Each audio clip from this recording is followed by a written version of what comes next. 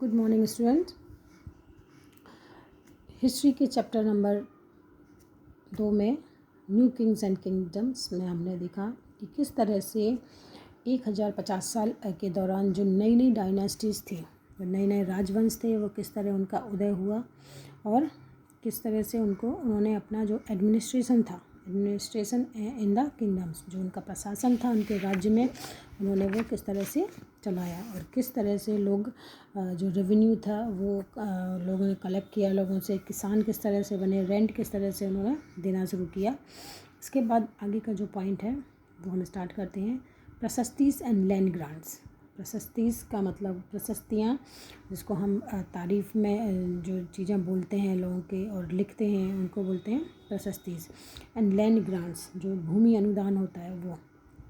तो prashastis contain detail that may not be literally true. जो प्रशस्ति है ऐसे ब्यौरे होते हैं उसमें जो बिल्कुल शब्द मतलब एक एक शब्द जिनका पूरी तरह सच नहीं होता, वो सत्य नहीं भी हो सकते हैं, मतलब सत्य हो भी सकते हैं और सच नहीं भी हो सकते हैं। तो but they tell us how rulers wanted to depict themselves. लेकिन ये प्रशस्तियाँ हमको बताती हैं कि जो शासक थे उस समय वो किस तरह से खुद को दर्शाना चाहते थे, कि किस तरह से खुद को पेश करना चाहते थे लोगों के सामने। तो as valiant victorious warriors for example, जैसे कि अपने आप को खुद को मिसाल के लिए सूरवीर, विजयी और योद्धा के रूप में अपने आप को दिखाना चाहते थे। तो these were composed bye learn Brahmanas. ये जो प्रशस्तियाँ थी वो विद्वान जो ब्राह्मण थे उनके द्वारा रची गई और who occasionally help in the administration, जो अक्सर जो प्रशासन में मदद करते थे उनके। The achievement of Nagabhata. Nagabhata की उपलब्धियाँ क्या क्या हैं? नागभट्ट हैं क्या? Many rulers describe their achievements in prashastis. You read about the prashastis of the Gupta ruler Samudragupta last year. इसमें लास्ट ईयर हिस्ट्री में है एक चैप्टर, इसमें समुद्रगुप्त के बारे में दिया हुआ है। हाँ, तो मैं बहुत सारे जो शासक थे वो अपनी अचीवमेंट, जो उनकी उपलब्धियाँ थी वो प्रशस्तीज में उनका वर्णन मिलता है। One prashasti is written in Sanskrit and found in Gwalior Madhya Pradesh. एक जो इसी तरह की प्रशस्ति थी वो संस्कृत में लिखी गई और मध्य प्रदेश के ग्वालियर में पाई गई। Describe the exploits of Nagabhata a Pratihara king as follows. तो इसमें किसके बारे में इसमें वर्णन दिया गया है? नागभट्ट के कामों के बारे में, जो प्रतिहारा के राजा थे या नरेश थे जिनको हम बोलते हैं। तो इसमें क्या लिखता है? द किंग ऑफ आंध्र, मतलब आंध्र के राजा, सैंधव सिंध, विदर्भ पार्ट ऑफ महाराष्ट्र, मतलब आंध्र, सैंधव, विदर्भ और कलिंग, इसको बोलते पार्ट ऑफ उड़ीसा का एक पार्ट है। Fell before him even as he was a prince. मतलब जो आंध्र है, सैंधव है, विदर्भ है और कलिंग के राजा उनके आगे तभी धराशायी हो गए जब वे राजकुमार थे। He won a victory over Chakrayudha the ruler of Kannauj. मैं इसको आपको हिंदी में बताती हूँ। उन्होंने कन्नौज के राजा चक्रयुद्ध को पराजित किया, उन पर विजय पाई। उन्होंने बंग मतलब बंगाल का हिस्सा, अनर्थ गुजरात का हिस्सा, मालवा मध्य प्रदेश का हिस्सा, किरात वनवासी, तुर्क वत्स मत्स्य दोनों उत्तर भारत के जो राजाओं को पराजित किया। मतलब इनकी जो प्रशस्ति जो संस्कृत में मिली है नागभट्ट की, उनके अचीवमेंट के बारे में कि उन्होंने आंध्र है, सैंधव है, विदर्भ है और कलिंग के राजा को उनके आगे तभी धराशायी हो गए थे जब वो राजकुमार थे। और बाकी ये और जो आगे जो वर्णन है कि इन राजाओं को भी पराजित किया। तो Kings often rewarded Brahmanas bye grant of land. जो राजा होते थे वो ब्राह्मणों को ग्रांट के तौर पर, उपहार के तौर पर या अनुदान के तौर पर ज़मीन देते थे। जैसे आज के समय हम कुछ कराते हैं तो पैसा देते हैं, पर उस समय जो राजा लोग थे वो ज़मीन दिया करते थे। These were recorded on copper plate. ये कॉपर प्लेट पे, ये जो तांबे की प्लेट होती थी, इस पर अभिलिखित होते थे, मतलब इस पर रिकॉर्ड उनका होता था। Which were given to those who receive the land. जो भूमि पाने वाले को दिया जाता था, मतलब उन ब्राह्मणों को दिया जाता था ये जिनको भूमि दी जाती थी। ओके, फिर नेक्स्ट है what was given with the land, और जो लैंड है उसके साथ और क्या दिया जाता था, भूमि के साथ साथ क्या क्या दिया जाता था। This is part of Tamil section of a land grant given by the Cholas. ये एक जो है चोल जो राजा लोग थे उनके द्वारा दिए गए एक भूमि अनुदान के तमिल भाग का एक अंश है, तमिल भाग का ये अंश है। इसमें मैं इसको आपको हिंदी में बताती हूँ कि हमने मिट्टी की मेढ़ें बनाकर साथ ही कांटेदार झाड़ियाँ लगाकर भूमि की सीमाओं को चिन्हित कर दिया। इस भूमि पर ये चीज़ें हैं फलदार वृक्ष, पानी, भूमि, बगीचे और फलोद्यान, पेड़, कुएं, खुली जगह, चारागाह, एक गांव, बाम्बी, चबूतरे, नहरें, खाइयाँ, नदियाँ, दलदली ज़मीन, हौज, अन्नागार, मछलियों के तालाब, मधुमक्खी के छत्ते और गहरी झीलें। जिसे ये भूमि मिलती है वह इससे कर वसूली कर सकता है। वह न्यायाधिकारियों द्वारा जुर्माने के तौर पर लगाए गए कर वसूल सकता है। पान के पत्तों पर लगने वाला कर, बुने हुए कपड़ों पर लगने वाला कर, साथ ही साथ वाहनों पर लगने वाला कर वसूल सकता है। वह पकी ईंटों के बने ऊपरी माले पर बड़े कमरे बनवा सकता है, बड़े और छोटे कुएं खुदवा सकता है, पेड़ और कांटेदार झाड़ियाँ लगवा सकता है, ज़रूरी हो तो सिंचाई के लिए नहर बनवा सकता है। उसे यह सुनिश्चित करना चाहिए कि पानी बर्बाद ना हो और तटबंधों का निर्माण हो। लेख में सिंचाई की जितने संभव स्रोतों का उल्लेख है। List of all possible sources of irrigation mention in the inscription. ये जो इंस्क्रिप्शन थी उसमें ये चीज़ें लिखी गई थी। और मैं एक चीज़ आप लोगों को बार बार बोल रही हूँ कि आप लोग इस कोई भी आप जो चैप्टर जिसका भी आप वीडियो देखते हो या सुनते हो, आप उसको एक बार रीडिंग ज़रूर करिएगा।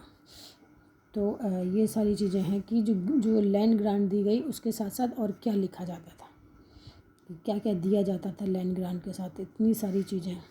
तो unusual for the 12th century was a long Sanskrit poem containing the history of kings who ruled over Kashmir. It was composed by an author named Kalhana. He used a variety of sources including inscriptions, documents, eyewitnesses, accounts and earlier histories to write his account. Unlike the writers of Prasastis, he was often critical about rulers and their policies.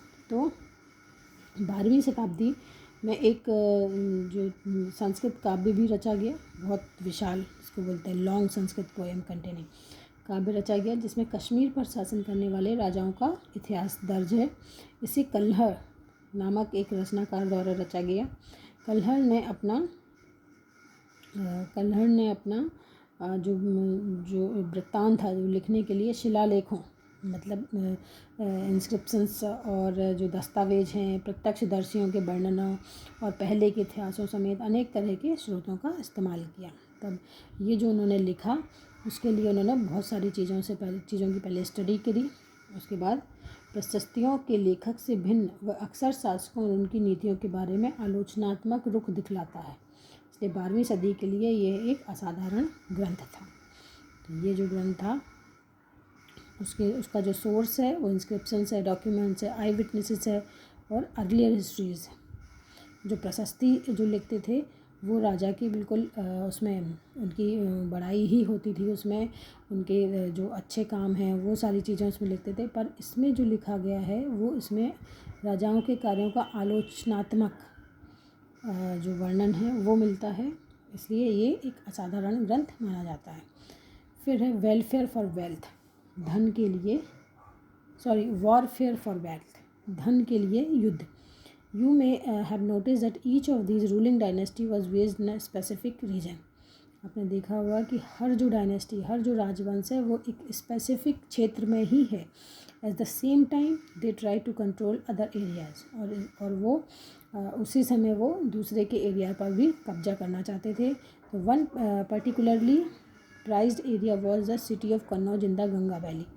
तो एक इसी तरह का एक area था कन्नौज, जो गंगा नदी की घाटी में था, और इस पर जो थे वो राजवंश कब्जा करना चाहते थे। तो for centuries rulers belonging to the Gurjara Pratihara, Rashtrakuta and Pala dynasty.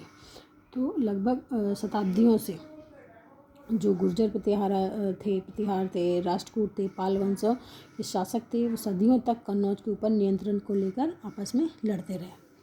तो because there were 3 parties in this long drawn conflict, इसमें क्योंकि ये लड़ाई लंबी चली और 3 पक्ष थे, इसलिए इतिहासकारों ने इसकी चर्चा त्रिपक्षीय संघर्ष, जिसको बोलते हैं कि ट्रिपटाइल स्ट्रगल, त्रिपक्षीय संघर्ष के रूप में इसकी व्याख्या करी है। और as we will see 62-66 ruler also try to demonstrate their power and resources by buildings large temple. हम आगे जो है उसमें देखेंगे कि किस तरह से जो शासक थे वो अपनी पावर दिखाने के लिए, पावर को दर्शाने के लिए वो बड़े बड़ी बिल्डिंग्स का निर्माण कराते थे, बड़े बड़े मंदिर बनवाते थे। So when they attacked one another's kingdom, तो जब वो किसी दूसरे के राज्य में हमला करते थे, they often choose to target temples, वो अक्सर मंदिरों को निशाना बनाते थे, which were sometimes extremely rich, जो कभी कभी बहुत ज़्यादा धनी होते थे वो मंदिर। We will read more about this in chapter number 5।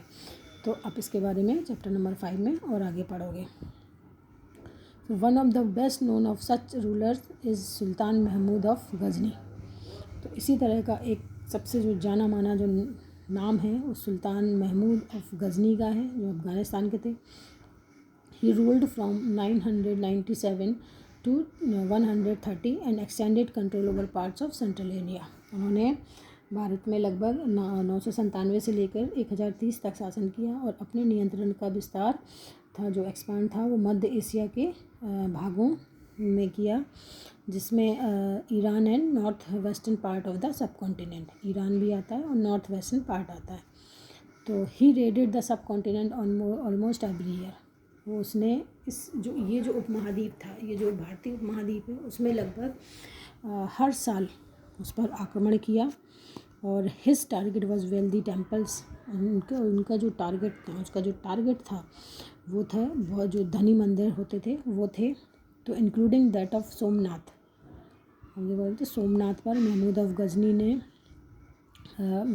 आक्रमण किया था और उसका बहुत सारी धन संपदा, बहुत चीज़ें लूट के ले गए थे। तो much of wealth Mahmud carried away was use to create a splendid capital city at of Ghazni.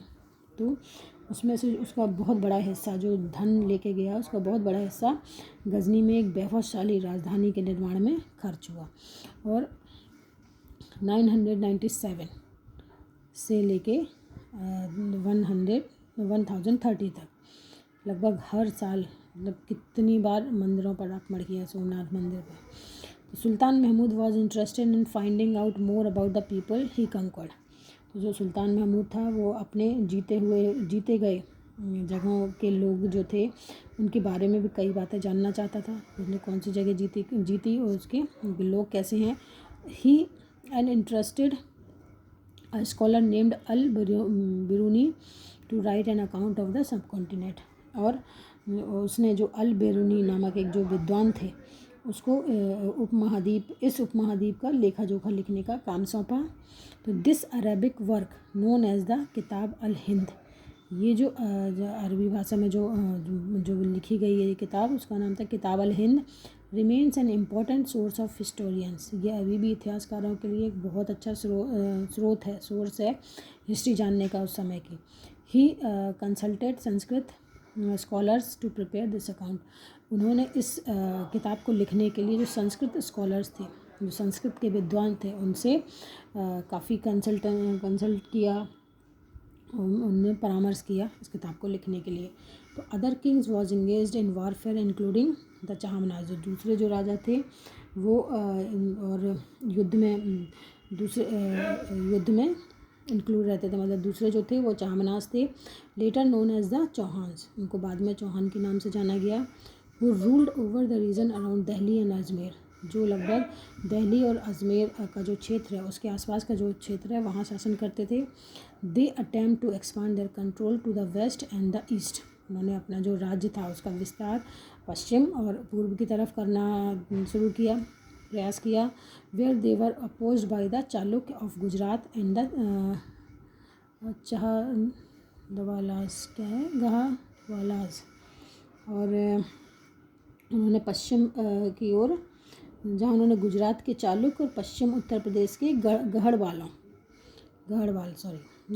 से जो वेस्टर्न उत्तर प्रदेश के थे, उनसे विरोध हुआ उनका। उन्होंने विरोध किया चाहमनाज का, ये चौहान्स का। तो the best known Chahamanas ruler was Prithviraj. हम जानते हैं पृथ्वीराज चौहान, जो सबसे जाने माने जो शासक रहे हैं, पृथ्वीराज चौहान थे। Who defeated an Afghan ruler named Sultan Muhammad Ghori in 1191 but lost him to every next year in 1992। तो जिसे पृथ्वीराज चौहान जो थे, उन्होंने सुल्तान मोहम्मद गौरी नामक अफगान शासक को 1191 में हराया, लेकिन दूसरे ही साल 1192 में उनके हाथों हार गए।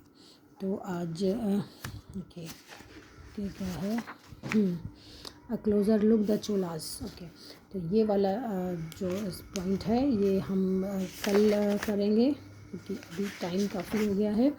तो आज का चैप्टर हम यहीं पर क्लोज़ करते हैं और कल इससे आगे का पढ़ेंगे। Thank you.